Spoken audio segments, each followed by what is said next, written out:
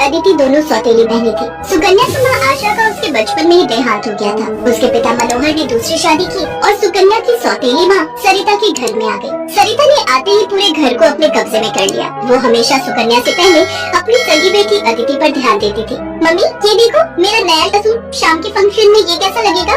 ये तो बहुत सुंदर लग रहा है, रानी लगेगी बिल्कुल मेरी बेटी। मम्मी वो सुकन्या को क्या दोगी पहनने के लिए? वो भी तो हमारे साथ शादी में जा रही है, पहन लेगी कुछ भी जो उसका मन होगा। मेरे पास इतने पैसे नहीं है कि मैं उसके लिए भी नया सूट खरीदूं। वैसे भी तुम्हारे पापा का अब इतना काम नहीं बचा। मेरे लिए तुम्हें नया सूट लेकर देना जरूरी था। बहुत लोग आएंगे वहाँ, क्या पता कोई तुम्हें अमीर घर का लड़का पसंद कर ले। अरे सरिता, कभी कभी अपनी बड़ी बेटी सुकन्या के बारे में भी सोच लिया करो। वो बेचारी भी तो शादी लायक है।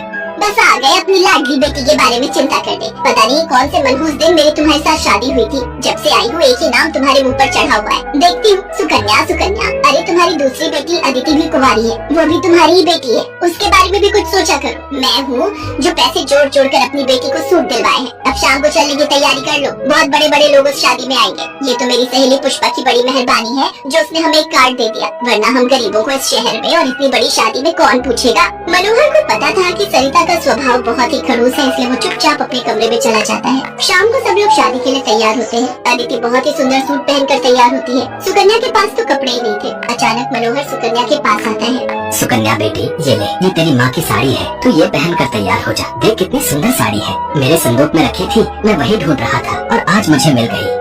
पिताजी ये माँ की साड़ी सचमुच, ये साड़ी तो बहुत सुंदर है। शुक्रिया पिताजी, आज आपने माँ की ये साड़ी देखकर मुझे बहुत खुशी दी है। हाँ बेटी, अब ये साड़ी पहनकर जल्दी से तैयार हो जा, देखना तब से सुंदर लगेगी मेरी बेटिया। सुकन्या अपनी माँ की साड़ी पहनकर तैयार हो जाती है। सब लोग शादी में पहुँचते हैं। सरिता जानबूझकर अदिति को ही आगे कर रही थी ताकि वहाँ लोग अदिति को ही देखें। तभी एक बहुत ही बड़े परिवार के लड़के आशीष की नजर सुकन्या पर पड़ती है। सुकन्या बिल्कुल अकेली खड़ी थी। वो लड़का उसके पास आया और उससे बात करने लगा। हेलो, मेरा नाम आशीष है और आपका? जी मेरा नाम सुकन्या है। अच्छा नाम है आपका। वैसे आप यहाँ अकेली क्यों खड़ी हैं? चलिए ना, वहाँ डांस फ्लोर पर सब लोग डांस कर रहे हैं। आशीष को सुकन्या से बात करता देख सरिता आशीष के पास आती है। सुकन्या बेटा, तुम्हारे पापा तुम्हें बुला रहे हैं, इनके साथ अदिति डांस कर लेगी। अब हाँ, क्यों नहीं, प्लीज। मनोहर ने तो सुकन्या को बुलाया ही नहीं था। ये सब तो सरिता की चाल थी। थोड़ी देर बाद सुकन्या फिर से खड़ी थी। अदिति आशीष के साथ डांस करने लगती है। आशीष अभी भी सुकन्या की तरफ ही देख रहा था, शायद उसे सुकन्या पसंद आने लगी थी। आशीष पूरी शादी में सुकन्या से बात करने की कोशिश करता रहा, पर बार बार सरिता अदिति को बीच में लाने लगी। पर आशीष के मन में तो कुछ और ही चल रहा था। एक दिन जब सुकन्या घर के काम कर रही थी तो अचानक मनोहर के साथ आशीष और उसके माता पिता आ जाते हैं। सरिता, जाकर जल्दी से चाय नाश्ते का इंतजाम करो। घनश्याम जी अपने बेटे आशीष का रिश्ता हमारी सुकन्या के लिए लेकर आए हैं। क्या सुकन्या के लिए आशीष का रिश्ता? ये कैसे हो सकता है? मनोहर की बात सुनकर सरिता चौंक जाती है। सुकन्या तो घर की झाड़ पोंछ में मैले कुचैले कपड़ों में मानो ऐसी लग रही थी जैसे कीचड़ में कमल। वहीं अदिति सोफे पर आराम से बैठी थी। सब कुछ आशीष और उसके माता पिता के सामने था।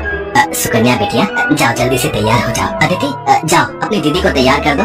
कोई जरूरत नहीं है तुम्हें उसे तैयार करने की। तुम उसकी नौकर नहीं हो जो उसे तैयार करो, अपने आप हो जाएगी तैयार। ये रिश्ता उसके लिए आया है, अदिति उसकी नौकरानी नहीं है। अंदर चल रही सरिता और मनोहर की बातें थोड़ी थोड़ी आशीष और उसके माता पिता के कानों में आ रही थी, इसलिए मनोहर बाहर आ जाता है। मनोहर जी, हमारे बेटे आशीष को आपकी सुकन्या उस दिन बहुत पसंद आई थी और वैसे भी हम आशीष के लिए लड़की ढूंढ ही रहे थे, इसलिए अचानक ही आपको मैंने फोन मिला दिया। मेरी सुकन्या तो बहुत किस्मत वाली है जो आप जैसे इतने बड़े घर का रिश्ता उसके लिए आया, वरना हम तो, मैं आपको क्या ही कहूँ। घनश्याम जी, आपने सचमुच मुझ पर बहुत बड़ा उपकार किया है। नहीं नहीं मनोहर जी, इंसान दिल से अमीर होता है। आपने अपनी बेटी सुकन्या को जो संस्कार दिए हैं वो किसी धन दौलत से कम नहीं।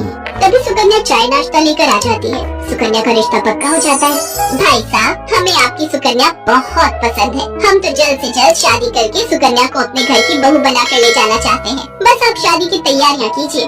आशीष के माता पिता के मुंह से ये बातें सुनकर मनोहर की खुशी का ठिकाना नहीं था। सुकन्या आज एक बहुत बड़े घर की बहू बनने जा रही थी। आशीष के माता पिता रिश्ता पक्का करके चले जाते हैं। कुछ दिनों बाद सुकन्या की शादी की तारीख निकल आती है। सरिता, मैं देख रहा हूँ जब से सुकन्या की शादी पक्की हुई है तुमने सुकन्या से बात तक करना छोड़ दिया है। ये ठीक नहीं।